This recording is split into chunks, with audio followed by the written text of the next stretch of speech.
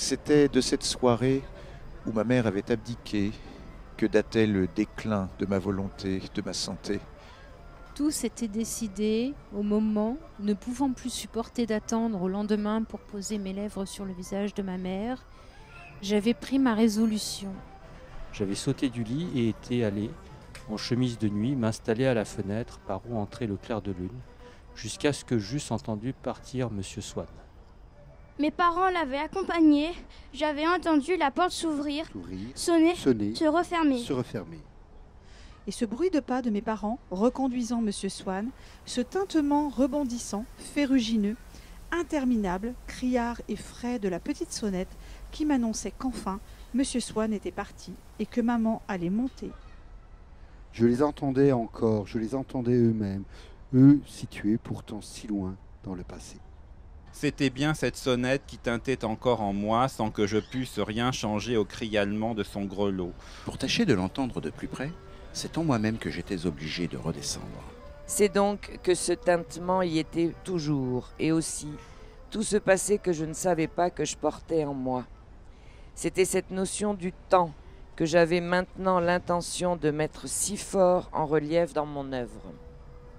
Il y avait déjà bien des années que, de Combray, tout ce qui n'était pas le théâtre et le drame de mon coucher n'existait plus pour moi, quand un jour d'hiver, comme je rentrais à la maison, ma mère, voyant que j'avais froid, me proposa de me faire prendre, contre mon habitude, un peu de thé. Je refusai d'abord, et je ne sais pourquoi me ravisai. Elle envoya chercher un de ces gâteaux courts et dodus, appelés Petite Madeleine, qui semblent avoir été moulés dans la valve rainurée d'une coquille de Saint-Jacques.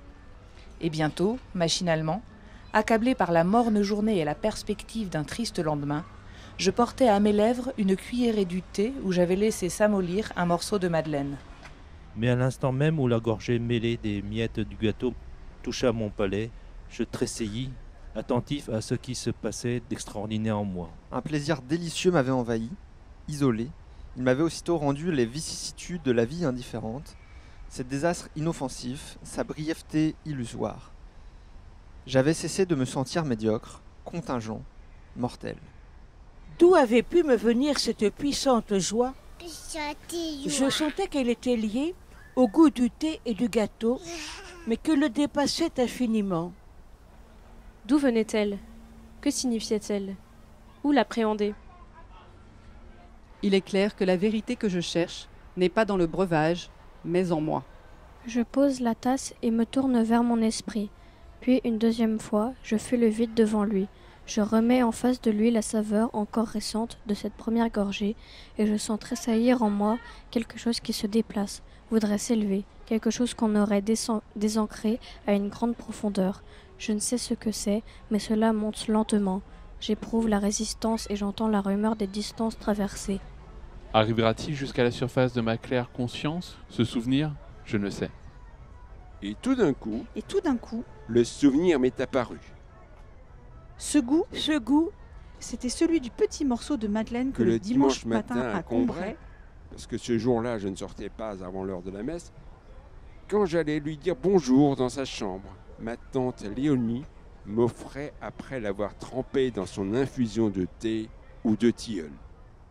Dès que j'ai reconnu le goût du morceau de madeleine, trempé dans le tilleul que me donnait ma tante, aussitôt la vieille maison grise sur la rue où était sa chambre vint comme un décor de théâtre s'appliquer au petit pavillon donnant sur le jardin. Et avec la maison, la ville, la place où on m'envoyait avant déjeuner, les rues où j'allais faire les courses, et les chemins qu'on prenait si le temps était beau. Et comme dans ce jeu où les Japonais s'amusent à tremper dans un bol de porcelaine rempli d'eau de petits morceaux de papier qui, à peine y sont-ils plongés, s'étirent, se contournent, deviennent des fleurs, des maisons, des personnages reconnaissables. De même, maintenant, toutes les fleurs de notre jardin et celles du parc de Monsieur Swann et les nymphéas de la Vivonne et les bonnes gens du village et leurs petits logis, et l'église, et tout Combray et ses environs, tout cela qui prend forme et solidité est sorti. Ville et jardin de ma tasse de thé.